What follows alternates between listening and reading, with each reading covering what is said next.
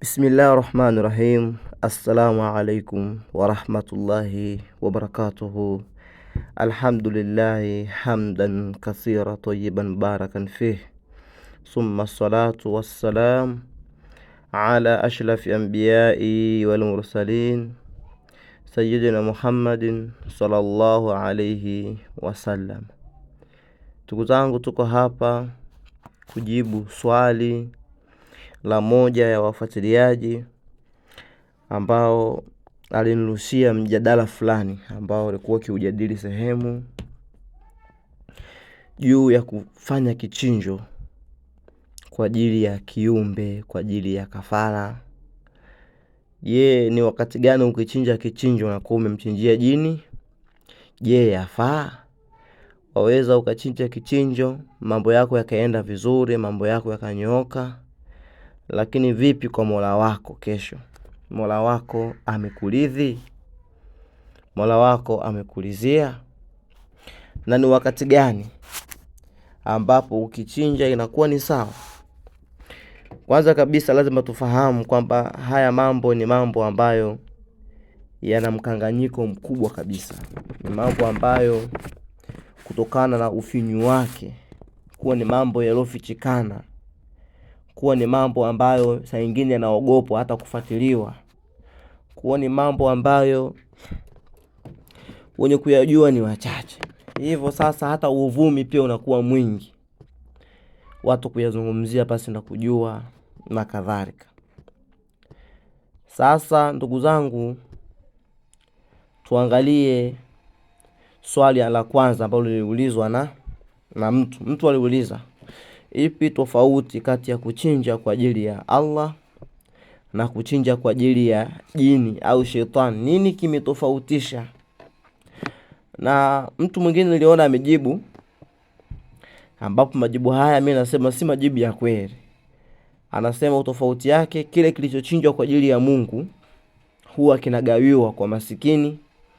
Mfano, ng'ombe ambaye amechinjwa kwa ajili ya Mungu, kwa madai yake au majibu yake, nyama yake watapewa masikini, nyama yake watapewa watu wenye mahitaji maalum. Na kinyume chake, mnyama ambaye amechinjwa kwa ajili ya shetani, makafara, asema utaona nyama yake inafukiwa, au wakati mwingine nyama yake inagawiwa kwa mafungu 7. Mafungu haya mara yametiwa katika njia panda, mafungu mengine labda wanapewa wanyama, mafungu mengine yanatupwa baharini, mafungu mengine yanatupwa kwenye milima. Pia haya si majibu ya sawa. Kwa sababu gani? Watu wengi hudhani kuwa kitendo chochote kinachohusisha jini moja kwa moja kinakuwa ni shirk. Ni mtazamo wa watu kwamba chochote kitaja jini tu basi ushirikina, bila kujali nia au shuruti za kuchinjwa. Manake huu ni mtazamo wa juu ambao hauzingatii viwango vya kifikhi, vya kisheria na makusudio zaidi ya sheria, kwamba sheria imekusudia nini haswa. Sasa mimi nitaka kuwapa tofauti iliyopo. Wewe umeenda kwa mtabibu, umeenda kwa shekhe, ama wewe mwenyewe, nini kitatofautisha kuona kwamba kichinjo hicho unachokichinja hapo umemchinjia ibilisi, shetani, na hivyo utapata madhambi na ni shirk? Umeshirikisha, fakad kafara, umeshirikisha. Au ukifanya hivi basi sadaka yako Mungu kaipokea. Sifa ya kwanza, sifa kuu, ni lazima kile kichinjo, sheria ya Kiislamu imesema kichinjo chochote kichinjwe kwa jina la Mwenyezi Mungu, na amali yoyote inalipo kutokana na nia. Msingi mkuu wa kuchinja ni nia, kusudi lako. Lakini pia na kutaja jina la Mwenyezi Mungu, hata kama baada ya kuwa umechinja ule mnyama, nyama yake utaichukua ukaitupe baharini, maadamu yalisemekana maneno mawili wakati unachinja, sheria imesema apatikane mchinjaji, anaweza kuwa mwanamke au mwanaume mchinjaji. Sheria ikasema kipatikane kisu kikali. Sheria ya pili, hii ni kanuni ya pili au sharti la pili, kisu kikali. Na sharti la tatu, mchinjaji ataja jina la Mwenyezi Mungu kwa kusema bismillahi Allahu akbar wakati anachinja, na kuhakikisha amekata mishipa miwili. Akate mshipa wa kutolea hewa wa huyo mnyama kama ni mbuzi, kuku, ng'ombe, ngamia, na akate mshipa wa chakula. Hizo ndio sharti ambazo zimewekwa. Ama baada ya hapo, mtu ukifata shuruti hizi, hata kama utachukua ile nyama ukatupe baharini, ukatupe chooni, hata kama utakinga damu yake watu wanywe, mnyama huyo amechinjwa kwa ajili ya Mwenyezi Mungu. Bali wewe utapata madhambi ya kuchezea chakula. Utaandikiwa dhambi kwamba umefanya israfu. Na sisi tumekatazwa kufanya israfu katika mambo yote. Kwa hiyo utaandikiwa fulani kafanya israfu, nyama kaitupa baharini, nyama kaizika kaburini, nyama kaitupa milimani, baada ya kuwa ukatoa sadaka, watu wakapata kufaidika na ile nyama. Kwa hiyo hii ndio tofauti ya kwanza yenye kutofautisha hichi kimechinjwa, kichinjo hichi ni kwa ajili ya Mwenyezi Mungu, ni kufuata utaratibu wake. Kwa sababu nikuulize mfano mdogo tu, zimewekwa shule mbili. Shule hii itamtambua huyu ni mwanafunzi wetu kwa sababu imeweka utaratibu wa sali, imeweka utaratibu labda wa mavazi fulani ambayo au nyimbo fulani. Mwanafunzi utakavyothibitisha lile, basi wewe utahesabika ni mwanafunzi wa ile madrasa. Bali sisi hatuna uwezo wa kuhukumu matendo ya nyoyo. Matendo ya nyoyo ni baina ya mja na Allah. Wewe kweli kwenye moyo wako, mdomoni umetamka bismillahi Allahu akbar, sisi tunathibitisha. Lakini nia yako ile ni amali baina yako wewe na Mungu. Sisi hatujui wewe nia yako kweli. Na kama Allah ambavyo anasema katika suratul An'am, Allah asema kwamba na msile isipokuwa vile ambavyo, na msile vile ambavyo havikuchinjwa kwa jina la Mungu. Yani wakati vinaandaliwa halikutajwa jina la Mwenyezi Mungu. Lakini pia kama ambavyo inavyobainisha, kitendo cha kuchinja kinapimwa kwa nia na kutaja kwa jina la Mwenyezi Mungu, yani tasmia, basmala, bismillah. Sasa wewe utamhukumuje yule nia yake? Wewe alhabibi, nia yako wewe, nia yako haujachinja kwa ajili ya Mwenyezi Mungu, unao ushahidi upi? Lakini kuna kosa la kiutendaji au la kimazingira. Ikiwa mtu amechinja kwa kutaja jina la Mwenyezi Mungu, bismillahi Allahu akbar, kile kichinjwa kimeshakuwa halali kisheria kwa upande wa kichinjwa chenyewe, maana tayari kimechinjishwa kihalali. Sasa kichinjwa kinaweza kikachinjwa kwa halali kikatumia katika matumizi ambayo sio. Ikiwa baada ya hapo nyama hiyo itatupwa, itazikwa au itafanyiwa matumizi yasiyofaa kama kunywa damu, kitendo hicho cha mwisho ni dhambi au upotevu. Hiyo ni dhalala au ni israf ambao ni haram. Lakini haibatilishi asili ya kichinjwa kile kilichotajwa. Hawezi kusema watu wamefunga ndoa ya halali, mahali imetolewa, ndoa imefungika, mashahidi wa hapo, ndoa imefungwa, alafu baada ya pale hawa watu wakaenda kufanya riwatwi kule kwenye ndoa. Wataka uniambie kwa kile kitendo cha liwatwi, wataka uniambie ndoa yao itakuwa batwir? Watu wameoana ndoa sahihi, imeswihi na mashahidi, mahali imetolewa, mwanaume ampatikana, mwanamke ampatikana, mawali wapo, na ndoa imefungishwa. Baada ya pale huyu mume na mke, mume akamuingilia mke kinyume na maumbile, wataka uniambie kwa kile kitendo, au mume kaenda kampige huyu kwa kile kitendo kinabatilisha hii ndoa? Jibu lake ni hapana, haibatilishi. Ikiwa baada ya hapo, mfano pia tuangalie pia, hii ni kanuni ama tuangalie maneno ambayo, mfano tukiangalia Sheikhul Islam Ibn Taymiyyah katika Majmu'ul Fatawa ameweka wazi kuwa kitendo ama tendo linapofuata sharti zake, za kisheria.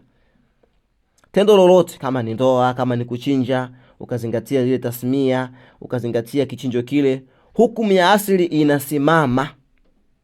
Hukumu ya asili inasimama daima, kwamba jambo hilo ni halali kufanyika, na madhambi ya ziada, kama kuna mambo yatafanyika, yatafuata baadaye, basi dhambi zitapatikanika. Lakini yale madhambi au ile jambo litakalofuatia alibatilishi asili ya ile ya kisheria ya mwanzo ya jambo hilo, maadamu lilisuhi. Hiyo maana yake inakuwa sasa. Kwa hiyo ikiwa kile kichinjo kitachinjwa na hapakusikika bismillahi Allahu akbar, basi hicho kichinjo akijachinjwa kwa jina la Mwenyezi Mungu, akijachinjwa. Kwa sababu hata wao wenyewe washirikina wakati wanawachinjia majini hutaja majina yao, biismi Subiani, biismi Maimuna, biismi sijui Shekhu nani, sijui Shekhu al-Aswad, biismi nani, hutaja majina kwamba nachinja kichinjo hichi kwa jina la fulani jini. Hicho kichinjo unakuwa umechinja kwa ajili ya Mwenyezi Mungu. Sheria iko hivyo. Naam. Lakini haijalishi kiwe hujachinja kwa ajili ya Mwenyezi Mungu, kwa sababu pale ulipokuwa umechinja eti ulivaa ilizi. Hakuna sheria kama hiyo ndugu zangu, hakuna sheria za kufikirika. Au wewe kichinjo hichi hujamchinjia Mwenyezi Mungu kwa sababu pale ulipokuwa umechinja ulikinga damu. Hakuna sheria kama hiyo. Watu watapata madhambi walikunywa damu, lakini hakuna kwamba kwa kule kunywa kwao damu kwamba ndio kumebatilisha kwamba kichinjo hakijachinjwa kwa ajili ya Mwenyezi Mungu. It is very impossible. Lakini pia ndugu zanguni, watu wanashindwa kutofautisha. Wanashindwa kutofautisha kati ya kuchinja kwa maelekezo ya jini na kuchinja kwa ushauri wa jini. Hivi ni vitu viwili different, lazima tuvielewe. Watu wengi hupata mshangao wakisikia kuwa mtu anaweza kupata ushauri au maelekezo kutoka kwa majini, na wao wanaamini ukipata maelekezo au ushauri kutoka kwa majini, basi moja kwa moja hiyo inakuwa ni katika ibada, na ni kitu ambacho ni urongo, haiwezekaniki. Sisi sote tunakubali kwamba Qur'ani imeshuka kwa ajili ya watu na majini. Sheria ya Kiislamu, Uislamu, haikuteremsha kwa ajili ya mwanadamu pekee, bali Mwenyezi Mungu Allah Subhanahu wa Ta'ala kateremsha sheria, kateremsha na mitume kwa ajili ya binadamu na majini. Hivyo katika harakati za kutafuta pepo, wanadamu wanatafuta pepo, ufalme wa Mungu, na hata majini wanatafuta pepo, ufalme wa Mungu. Mimi watu kwangu waweza wakanijia, na ishatokea mara nyingi, wasema mimi nimetembea muda mrefu naumwa, nimemaliza mahospitali, nimemaliza waganga, nimemaliza matabibu, naweza nikamshauri bwana ndugu yangu, kutokana na hiyo hali ambayo uliopitia, mimi naweza nikakufanyia dua, lakini nilikuwa na shauri kabla sijakufanyia dua wala kisomo wala sijakufanyia matibabu yoyote, nilikuwa na shauri, kwa nini usingenunua ngamia au usingenunua ng'ombe, tuchinje kwa ajili ya Allah, tuchinje kwa ajili ya Allah, alafu nyama yake tuigawe, lakini sisi tuweke nia kwamba kupitia kichinjo hichi tunafanya kafara ya nini, ya ugonjwa huu. Na jambo kama hilo ni la kawaida sana. Kafara maana yake ni mbadala, kwamba tunajitakasa kwa Mungu, na ni kitu cha kawaida sana, unajitakasa kwa Mungu. Hapa mimi nakuwa nimetoa ushauri, hivi hitokee yule mtu akanitui kaenda sokoni kanunua ngamia akamchinja, je, kamchinjia alhabibi? Huu ni mfano tu. Yule mtu kisheria atakuwa kamchinjia alhabibi? Watu twapasa kufahamu kuwa ushauri sio ibada, au kupokea habari si ibada. Ukiufanyia kazi ushauri wa mtu si ibada. Mimi naweza kukushauri bwana, kutokana na malazi ambao umeumwa muda mrefu, tupike chakula twende kwa watoto yatima tukale nao, au tupeleke sadaka kwa watoto yatima kwa ajili ya kujitakasa na kulitakasa jambo letu mbele ya Mungu, ili tutakapolitimiza na kulifanya likawa limepata kubuli, likawa lina wepesi ndani yake. Hivi kusema hivi itakuwa ni shirk, Yule mtu akatimiza kweli, kanunua vyakula, kanunua sadaka, michele, vyakula, kapeleka kwenye kituo cha watoto yatima, chochote. Mtu huyu kwa kusikiliza ushauri wangu na kuutimiza, atakuwa kafanya ushirikina? Atakuwa kaniabudu? Hivyo hivyo moja kwa moja majini huwa wanashauri. Waweza kumpata jini, bwana, mtu huyu kasumbuka muda mrefu, dawa yake tutaipataje? Inshallah, kwa namna nilivyoishi mimi miaka jini huyu anasema, kwa namna nilivyoishi miaka mingi, umri wangu umekuwa tawil, mrefu, malazi kama haya nimeona miaka 2000 nyuma, miaka 300, miaka 70 nyuma, mtu fulani nishe kusumbuliwa kikasoma kisomo hichi na hichi, au dawa hii na hii, lakini nashauri, mnaonaje msifanye kichinjo kwa ajili ya Mwenyezi Mungu, mkajitakasa kwanza. Na hakuna mtu yote katika sisi au katika msomi ambaye anabisha uzito wa kichinjo, uzito wa kumwaga damu ya kiumbe. Hata mgeni akija ukimfanyia kichinjo umemheshimisha. Leo umekuja nyumbani kwangu mimi, alhamdulillah wala alhamdu, Allah amenipa uwezo, mfano nikakuchinjia kondoo ama kuku, ni heshima kubwa kwamba mchinje ngamia 5, mchinje ng'ombe 10, alafu ndio mfanye dawa. Yeye katoa ushauri, lau hakusema nichinjie mimi, yeye kwa kuwa wewe kuwepo kwenye kikao, ukiona mimi nachinjia utasema anamchinjia jini. Amesema tuchinje, tunawachinjia majini ili watupatie dawa? Hapana. Ni ushauri ambao mtu anaweza akautoa, na ushauri si ibada. Aweza kushauri haya, kwa nini msiende kutoa tima mkafly mkasema dua kwa pamoja na mkawasaidia? Hivi sisi tukifuata ule ushauri tumemwabudia jini sisi? Kwa hiyo hata kusaidiwa na jini mwenye kumwamini Allah, jini mwenye tauhidi, hakumaanishi kuwa huyo ni jini anaabudiwa. Katika historia ya Kiislamu, hata kwa Nabii Suleiman alayhi salam, majini walikuwa chini ya amri yake, wakifanya kazi kwa idhini ya Mwenyezi Mungu bila ya kuwa wamemshirikisha. Yule jini alipokuwa Nabii Suleiman anawaamrisha majini fanyeni hichi, hawakuwa wanamwabudia. Kwa hiyo tuseme walikuwa wanamwabudia, walikuwa wanamfanyia ibada. Kwa hiyo mwanadamu akimtii jini au akifuata ushauri wa jini, anakuwa amefanya shirki. Jini akifuata ushauri wa mwanadamu, akamtii mwanadamu katika mambo fulani fulani, jini anakuwa hajafanya shirki, si ndio? Au mimi tunaelewa vibaya?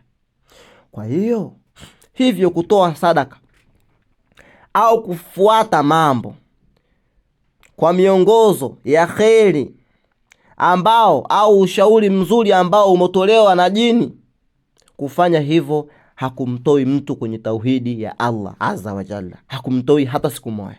Hili twapasa tulifahamu. Haya, swali la pili nikaulizwa, nikaambiwa, je, inawezekana kutumia jini mbaya ambao asili yake kwenye maisha yake alishawahi kumuasi Allah, au mpaka huo muda unamtumia bado yeye ni aswi, anamuasi Allah? Haya, mfano mpaka sasa jini ana aswi, waweza kumtumia katika kazi safi, kazi ya kheri? Mimi nasema eneo hili ndilo ambalo hata wakosoaji wengi hushindwa kulimundu kitaaluma, kwa sababu wanawatazama majini kama ni viumbe ambao ni mashetani hivyo. Baada ya kuliangalia katika mabadiliko ya hali wa mfumo wa kisheria, sasa ndugu zanguni, jambo la kwanza ama kanuni ya kwanza inaangaliwa asili ya vitu. Wale ambao hawafahamu lugha ya kisheria, sheria ya dini, lugha ya kifiqh, kwanza kabisa vitu vyote asili yake huwa ni halali. Yaani vitu vyote asili yake huwa ni halali mpaka ije dalili ya kukataza. Sasa na jambo lolote ambalo linapokuwa haramu, uharamu huo unakuwa haupo kwenye kitu, bali uharamu unakuwa katika matokeo. Na mtu anapolifanya jambo hahitaji kutoa dalili kwamba analifanya, maadamu hakuna katazo la kukatazwa. Sasa kama ambavyo naweza kueleza kwa ustadi mkubwa kwamba uharamu haupo kwenye chombo au kitu kwa dhati yake, bali uharamu huchochewa na matokeo yake na namna ya matumizi. For example, natoa mfano mdogo. Tukichukua soda Coca-Cola tukaitia kwenye chupa ya bia ambayo imeisha, hauwezi ukasema Coca-Cola ni haramu, maadamu mule ndani mna Coca-Cola. Wala hauwezi ukasema chupa ya bia ni haramu ambayo ndani ina Coca-Cola. Kilichokuwa haramu ni kile cha ndani. Ni kile cha ndani. Na lau hata hiyo bia yenyewe kama ingekuwa inanywewa, lakini matokeo yake si hasi na matokeo chanya, ingekuwa ni halali, jaiz, moja kwa moja, kwa ni kitu ambacho kinajuzu moja kwa moja. Sasa katika fiqh, yani sheria ya Kiislamu, kuna kanuni ambayo inasema asili ya kitu ni kuruhusiwa mpaka utokee uthibitisho wa kisheria wa kukataza. Yani asili ya hii ndo kanuni. Sasa kanuni ya kisheria, asili ya kitu ni kuruhusiwa mpaka utokee uthibitisho wa kisheria wa kukataza, kwa sababu maadamu tu maumbile yanaruhusu. Kwa mfano, kimaumbile hakuna kitu kinachokukataza wewe kumwingilia mama yako mzazi kimapenzi. Hamna, kwa sababu ukipeleka inaenda tu. Lakini kwa nini imekuwa ni haramu? Imekuja sheria ya kukataza. Wala hakuna ni haramu inayokukataza wewe kwenda kufanyaje, labda inayokukataza wewe kwenda kumwingilia binti yako au kulala na dada yako, kumooa. Hakuna kinachokataza. Yani hakuna kizuizi cha kimaumbile, lakini sheria imekuja kukataza. Sasa nataka kusema nini? Nataka kusema jini ni kiumbe hai mwenye akili na uwezo wa kubadilika kama ilivyokuwa mwanadamu. Anaweza akalala mchanga akamka mpevu. Leo anaweza kawa muumini, kesho asiwe muumini. Kwa hiyo mwanadamu muovu, jambazi au mtu kafiri anaweza akatubu au kuwekwa chini ya udhibiti na akatumika kufanya kazi njema na safi, kama zilivyokuwa nchi ambazo zinaongozwa katika dola ya Kiislamu. Mule hakuna makafiri ambao wanaishi, wapo, lakini wako chini ya udhibiti. Maadamu wako chini ya udhibiti, tunazungumza lugha ya kisheria, maadamu wapo chini ya udhibiti, madhara yao hayaonekani madhara yao. Hata hizo nchi za Kiislamu ambazo unaona wewe zimeharibika, hayo madhara yamesababishwa na Waislamu wenyewe washika dola. Usati kusema madhara hayo yamesababishwa na wale nini, kufaru wachache ambao wanaoishi kwenye ile nchi. Hapana.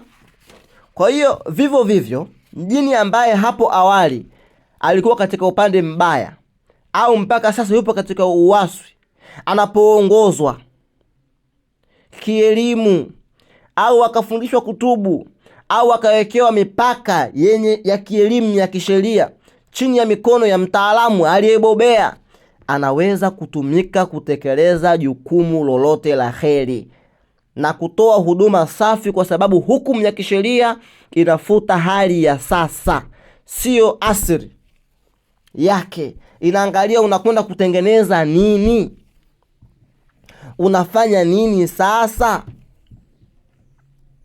unafanya nini? Na ndiyo maana hata mkojo asili yake ni haramu. Lakini kama unaochukua mkojo wako ama mkojo wa nini sijui wa nguruwe, alafu ukatiwa kemikali ukabadilishwa ikawa ni dawa, tutaangalia matokeo yake. Inaweza kuwa ni dharura kutumia, wenza kwa yafaa moja kwa moja. Na huu ni ushahidi kutoka kwa wanazuoni wakubwa, wataalamu wakubwa wa sheria, wamezungumzia uhusiano wa mwanadamu na majini kwa kirefu. Mfano Ibn Taymiyyah katika kitabu cha 19 Majmu'ul Fatawa anasema kwamba yule atakayewatumia majini kwa matendo ya kumtii Mwenyezi Mungu na mtume wake sallallahu alayhi wasallam, kama vile kuamrisha mema na kukataza mabaya na kutenda mambo ya halali, basi huyu yupo katika kundi la wanaomtii Mwenyezi Mungu subhanahu wa ta'ala. Na hii ni kama mtu anavyowatumia wanadamu wengine. Ni sawasawa na mimi tunaposema nampata mtu mlevi, nampata mtu kafiri kufar, lakini nikasema tumeandikishiana hapa mkataba, chukua pesa zangu nipelekee pale benki. Kwani hawezi kuzifikisha? Kisa yeye ni kafiri? Au kisa yeye ni mshirikina? Kisa yeye ni muovu? Kwa hiyo hii inaonyesha wazi kuwa kinachotazamwa sio nani aliyetumika au nini kimetumika, awe jini mbaya awe jini mzuri, bali ni kusudi, ania na njia, twarika, imetumika njia gani, mapito gani. Ikiwa kazi ni safi, sheria inalikubali lile jambo, sheria inalikubali lile jambo kama imefanyika kazi nzuri ya kheri. Kwa hiyo mfano pia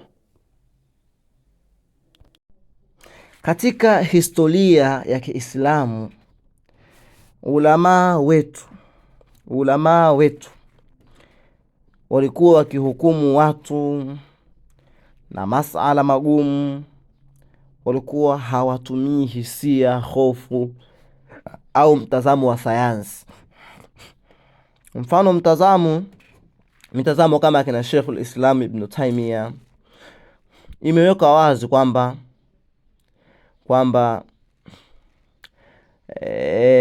mwanadamu na jini uhusiano wao hauwezi kupimwa kwa kigezo kimoja cha kukataa au kukubali jumla. Akabainisha kuwa kuna wakati wanawachuoni au mawalii waliokuwa wakiwatumia majini katika mambo ya kheri kama vile kusafiri, kusaidia katika kazi nzito au kutoa ilmu. Hakushusha hukumu ya ushirikina kwa sababu tu jini ametumika ndo iwe shirki. Tatizo linakuja pale ambapo watu wanashindwa kutofautisha kati ya makasidi, makusudio. Lakini pia wasila imetumika njia gani? Njia ipi iliyotumika? Kwa hiyo lazima tufahamu haya mambo. Lakini pia hasadi, wivu pia huo unaingia katika huu mlango. Mtu kuona kwa nini mtu mwingine hajue, au kuona ukijua utapata mafanikio makubwa, utapata heshima na kadhalika. Lakini haya ni mambo ambayo inabidi tuyaogope sana. Lakini mwingine pia upata hofu ya kupoteza wafuasi, kwamba mimi kwa manhaji yangu hii nikionekana kwamba ninazungumza mambo haya wanaweza nikakosa wafuasi. Lakini dalili na hoja za kunyamazisha wakosoaji kielimu, lazima tuwaambie kwamba Qur'ani inakubali kwamba majini wapo, na tujitahidi kuangalia kanuni za kifikhi kabla tujakataza, kabla tujatoa rududi. Lakini tuangalie sayansi ya viumbe ndani ya dini, ndani ya Qur'ani, wanawazuoni wa sayansi wanasemaje. Lakini pia tupime mara mbili, tuangalie na watu wetu leo, hizi elimu je, zinahitajika ama hazihitajiki? Tukipata majibu insha Allah, naamini kuna mahala tutafika. Ni mimi Al-Habibi min alladhina yastami'una alqawla fayaktabuna ahsana, walhamdulillahi rabbil alamin. Ma'as salam wa jazakumullahu khair.